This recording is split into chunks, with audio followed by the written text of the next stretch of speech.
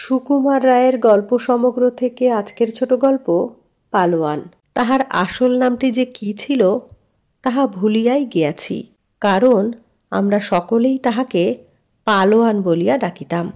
এমনকি মাস্টার মহাশয়েরা পর্যন্ত তাহাকে পালোয়ান বলিতেন। কবে কেমন করিয়া তাহার এরূপ নামকরণ হইল তাহা মনে নাই, কিন্তু নামটি যে তাহাকে বেশ মানাইয়াছিল এ কথা স্কুল শুদ্ধ সকলেই এক বাক্যে স্বীকার করিত। প্রথমত তাহার চেহারাটি ছিল একটু অতিরিক্ত রকমের হৃষ্টপুষ্ট, মোটা সোটা হাত পা, ব্যাঙের মতো গোবদা গলা, তাহার উপরেই গোলার মতো মাথাটি, যেন ঘাড়ে পিঠে এক হইয়া গিয়াছে।